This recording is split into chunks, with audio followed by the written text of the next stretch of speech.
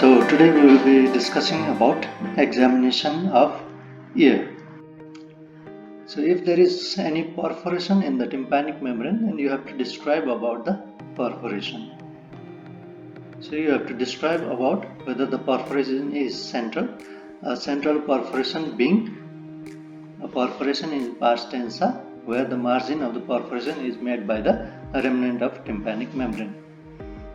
Or the perforation is present in the attic in pars flaccida, or whether it is marginal, meaning one boundary of the perforation is made by the bony annulus. Then comment about the size of the perforation, whether it is small, medium, subtotal or total. A small perforation involves 1 quadrant, medium 2 quadrant, large perforation involves 3 quadrant, subtotal involves 4 quadrant with annulus being intact, whereas in total perforation the annulus is also involved. Nowadays the size of the perforation is measured according to the approximate percent area of the tympanic membrane. So we say the perforation is around 50%. That means in pars tensa it is involving 2 quadrants or involving the size of around 2 quadrants. So that is 50%. If the area of 3 quadrants is involved, then it is 75%. So like that. Then comment about the site of the perforation, whether it is in pars tensa or in pars flaccida. Next is the margin of perforation. You have to find out whether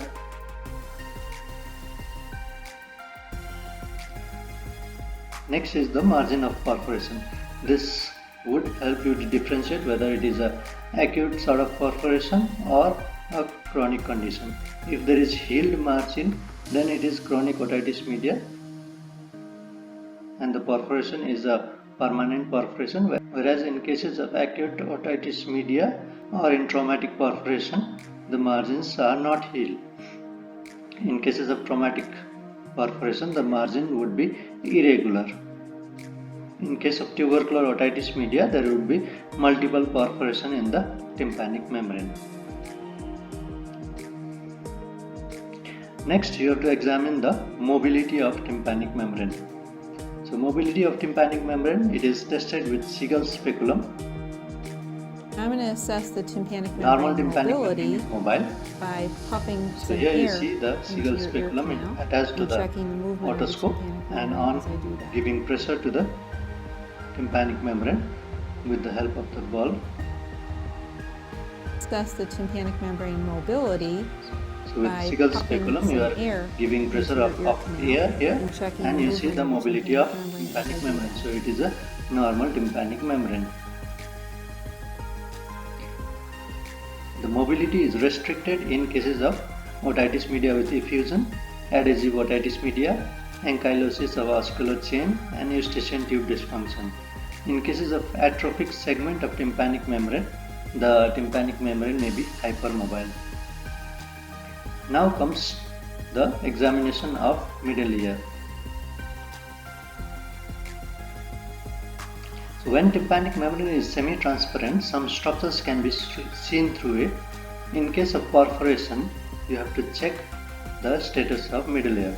Through the perforation, the middle ear mucosa is inspected and checked whether it is pale or pinkish in color, red, angry red, whether it is congested, whether there is granular appearance, whether there is any secretion or discharge in the middle ear, or epithelialization of the middle ear through the perforation of tympanic membrane is there.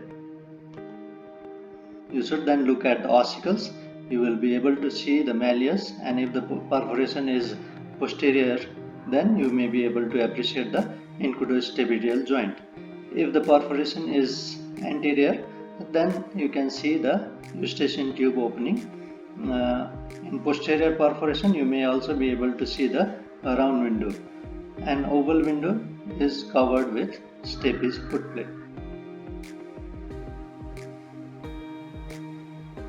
Now coming on to examination of eustachian tube. Tympanic orifice of eustachian tube can be seen in the anterior part of the middle ear if there is perforation of tympanic membrane. The pharyngeal opening of the tube can be seen by posterior rhinoscopy only. Function of the tube can be tested by Valsalva maneuver, 2NB test and Politzer test. Detail about all these tests and eustachian tube function tests are given in a separate video, so if you want that you can check the other video. So here I will be talking in short about this test. So first of all I will be talking about Valsalva maneuver. So the principle of this test is to build positive pressure in the nasopharynx so that air enters the eustachian tube. To do this test, patient pinches his nose between the thumb and index finger and takes a deep breath, closes his mouth and tries to blow air into the ears. So this is how you do it. So the patient is asked to close the mouth, pinch the nose and blow through the nose to push air into the middle ear.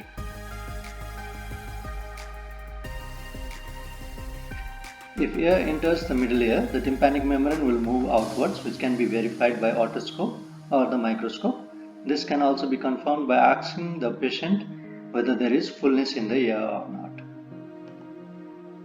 Next comes 2NB's test. The principle of this test is to build negative pressure in the nasopharynx so that air comes out from the middle ear. This is a more physiological test. It is performed by asking the patient to swallow while the nose has been pinched. So, in this test, you ask the patient to pinch the nose. For swallowing, the patient can take some liquid in the mouth. So, pinching the nose and then swallowing. So, this will cause movement of the tympanic membrane. So this draws air from the middle ear into the nasopharynx and causes inward movement of tympanic membrane, which is verified by the examiner otoscopically or with a microscope. The other test is Politzer test. In Politzer test, you use a Politzer bag. The nose piece is inserted into nasal vestibule on the side of the eustachian tube to be tested. The other nostril is closed to prevent air leak. Then the rubber bulb is pressed and at the same time patient is asked to swallow or say ik ik ik. So this is how you do the test. So use the nose piece, insert it into the vestibule and then close the other one and then press it. Okay. So by swallowing or saying ik ik, you are opening the eustachian tube. Pharyngeal end of eustachian tube is opened with this maneuver and then air is pushed into the middle ear. By means of an auscultation tube connecting the patient's ear under test to the examiner's ear, a hissing sound is heard if the eustachian tube is flattened. This test can also be used to artificially ventilate the middle ear. So this is a Politzer bag. Okay, now coming on to examination of facial nerve. So facial nerve, we are examining the muscles of facial expression. Ask the patient to wrinkle his or her forehead. So the muscle being examined is frontal belly of occipitofrontalis. Findings: if there is asymmetry as he or she cannot wrinkle his forehead on the side of palsy, then it is lower motor neuron type of facial palsy. Then ask the patient to close his or her eyes forcibly while you try to open the eyelids with your finger. The muscle being examined is orbicularis oculi. In lower motor neuron type of facial palsy, eyelids don't close completely. Instead, the eyeball rolls up. This is known as Bell's phenomenon. In healthy individual, eyelids cannot be opened with mild force against patient's resistance. Then again, ask the patient to show his or her teeth or smile. So the muscle here being examined are levator anguli oris, zygomatic major and minor, depressor anguli oris, buccinator and risorius muscle. Findings: in case of palsy, there is deviation of angle of mouth towards the normal side. Now ask the patient to blow out cheeks with mouth closed, that is puff the cheeks and access the power by your attempt to deflate the cheek. Ask the patient to whistle. The muscle being examined here is orbicularis oris and buccinator. Findings: if the patient can't blow out his cheek as air escapes from affected side, Then there is facial palsy. Again, ask the patient to clench his or her teeth and simultaneously depress the angles of mouth. So the muscle you are examining here is the platysma in neck. Folds of platysma is seen in neck as platysma contracts. So all these examinations would help you to find the different branches of facial nerve that may be involved.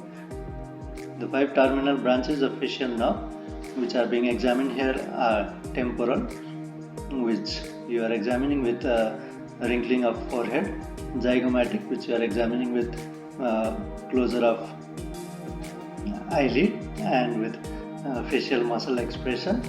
The buccal branch is being examined with puffing out of cheeks.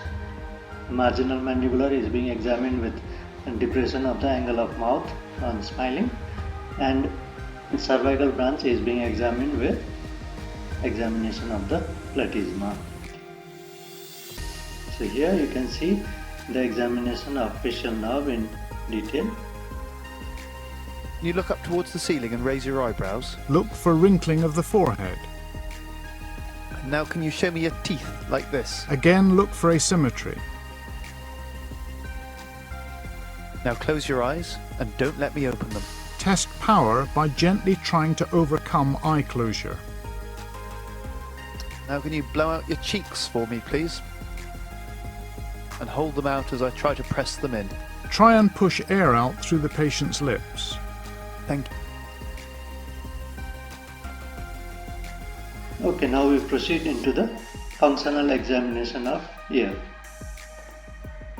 So functional examination, you have to examine the tuning fork test and then vestibular function test. In tuning fork, Rini, Weber, Schwabach and absolute bone conduction test. In vestibular function test, you will have to examine spontaneous nystagmus, fistula test and positional test. Tuning fork test is detailed in another video in this same channel, so you can check it out if you want.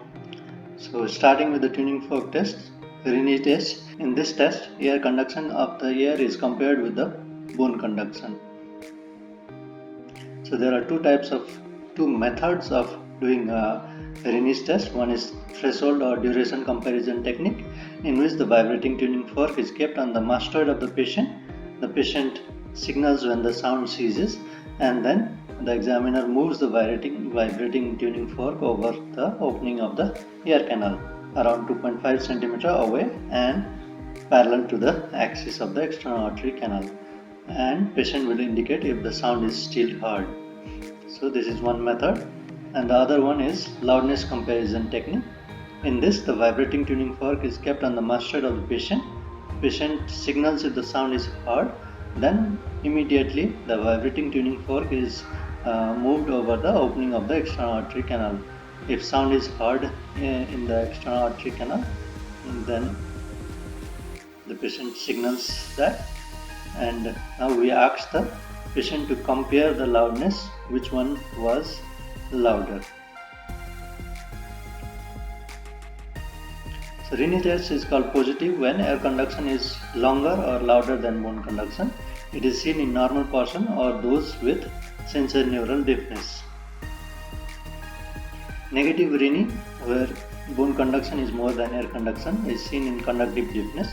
A negative Rini indicates a minimum air-bone gap of 15 to 20 decibel. There is a point known as false negative Rini. It is seen in cases of severe unilateral sensorineural hearing loss. The patient does not perceive any sound of tuning fork by air conduction but responds to bone conduction testing. This response to the bone conduction is in reality from the opposite ear because of transcranial transmission of sound.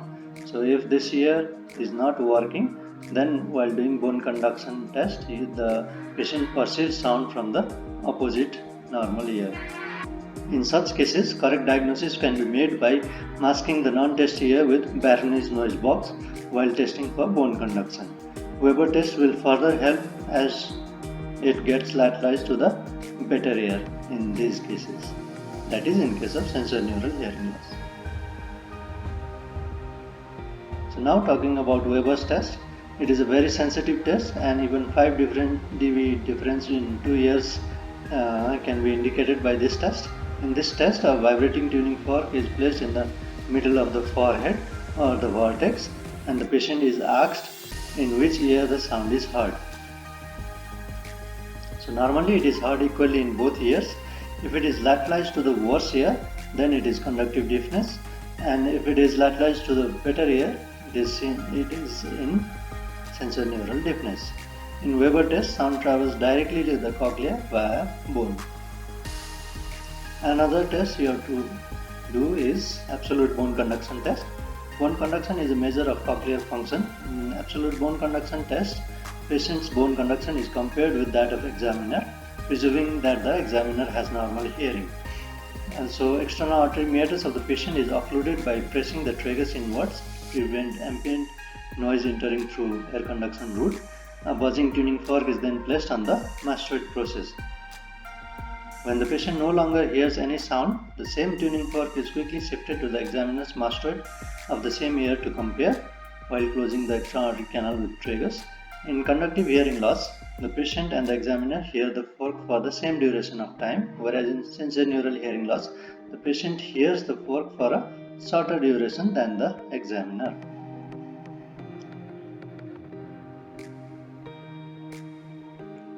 Now the other part of ear examination is vestibular function test examination.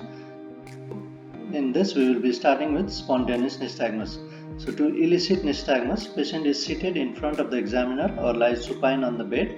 The examiner keeps his finger about 30 cm from the patient's eye in the central position and moves it to the right or left and up or down, but not moving at any time more than 30 degrees from the central position to avoid gaze nystagmus. So this is how you do the test. And now look straight ahead. Now look here in my finger. The patient Fixate is my finger. asked to follow the Can you finger see of the both fingers? examiner not more than 30 degrees. Okay. So the approximate 30 degree is when the sclera here is not visualized. So beyond that you shouldn't go with your fingers.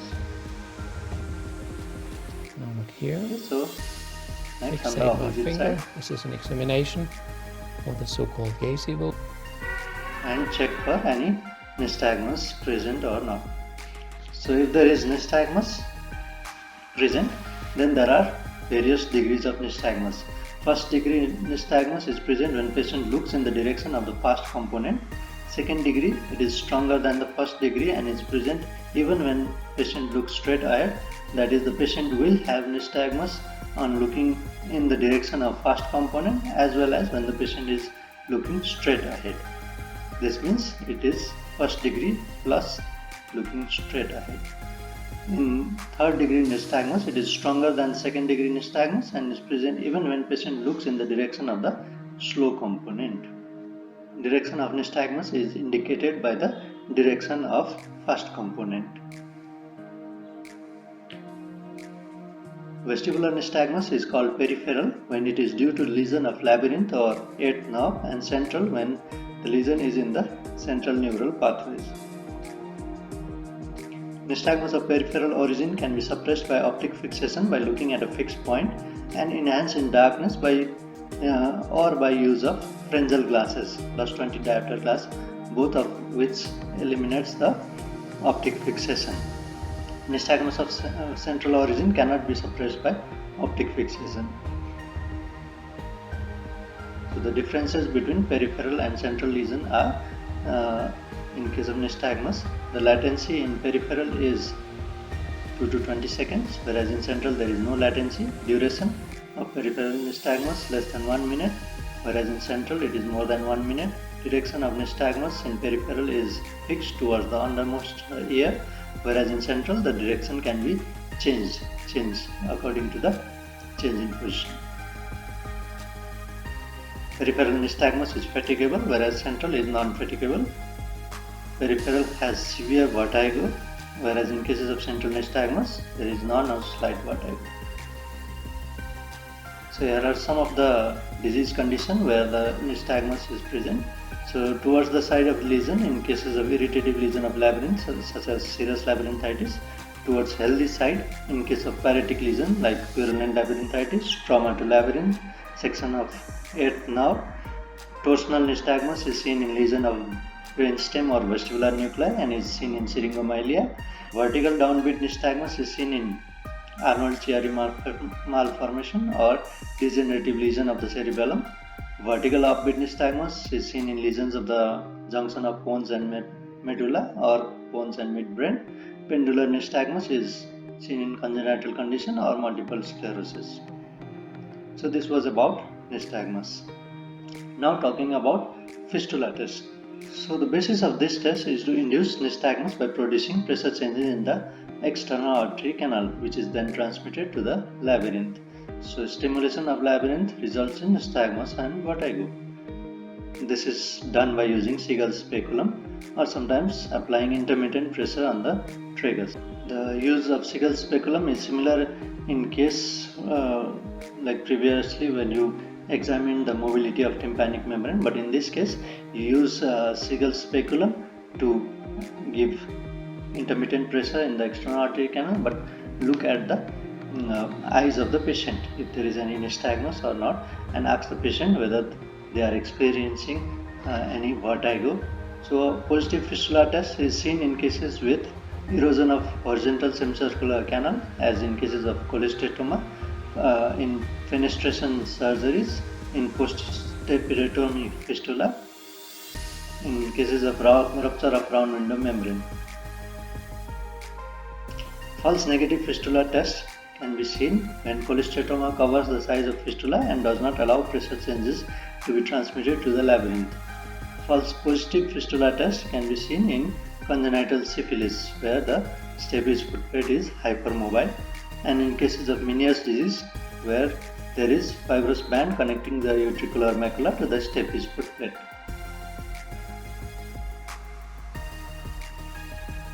Now, something about Romberg's test. So in case of Romberg's test, you ask the patient to stand with feet together and arms by the side with eyes first open and then closed. In peripheral vestibular lesions, the patient sways to the side of the lesion, whereas in central vestibular disorder, the patient shows instability. If patient can perform this test without sway, Sharpen-Romberg test is performed. In this, the patient stands with one heel in front of the toes and arms folded across the chest. Inability to perform the Sharpen-Romberg test indicates vestibular impairment. Then check for the gait of the patient. The patient is asked to walk along the straight line to a fixed point with eyes open and then closed. In case of uncompensated lesion of peripheral vestibular system, with eyes closed, the patient deviates to the affected side. Then one important test, which is Dix-Hallpike maneuver, useful when patient complains of vertigo in certain head position. It also helps to differentiate a peripheral from central lesion. So the method of Dix-Hallpike maneuver is patient sits on a couch, examiner holds the patient's head, turns it 45 degrees to the right and then places the patient in a supine position so that his head hangs 30 degrees below the horizontal. Then the patient's eyes are observed for nystagmus. The test is repeated with head turned to the left and then again in the straight head hanging position. 4 parameters of the nystagmus are observed: latency of nystagmus, duration, direction and fatigability. This is how you do it.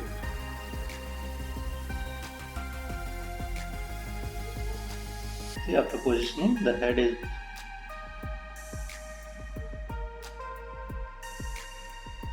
brought down below the level of the bed. Then repeat the procedure on the opposite side. So head is below the level, and if there is any nystagmus, check for the things mentioned out. Let's see it again.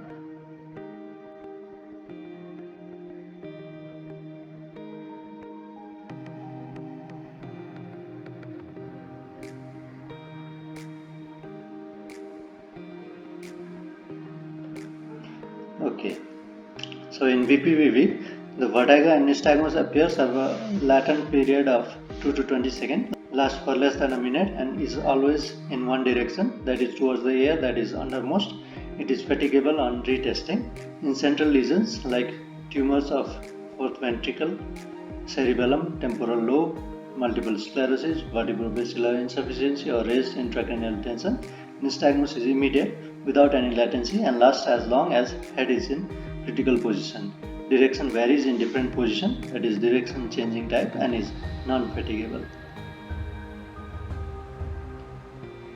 Then you have to test for the coordination.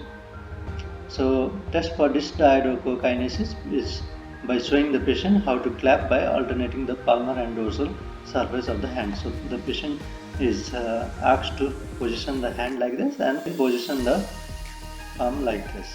So rapid pronation and supination is done and check for inconsistency.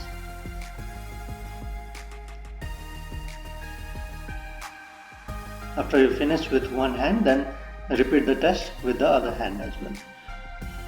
The other function for the test of coordination is by performing the finger to nose test by placing your index finger around 2 feet from the patient's face. Ask them to touch the tip of their nose with their index finger, then tip of your finger.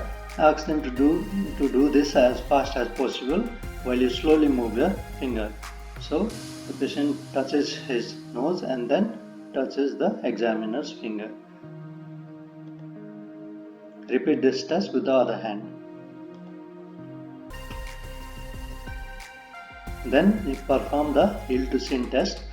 Have the patient lying down with this and then get them to run the heel of one foot down to the shin of other leg and bring the heel back up to the knee and start again. Okay. So this is the direction of movement. Repeat the test with the other leg. This is heel to shin test. So these are the tests you do when you are asked to examine the ear. So with this talk, I just want to reiterate that examination of ear doesn't only include examining the tympanic membrane or the ear only. So you have to examine all these things for a complete examination of ear. Thank you for listening.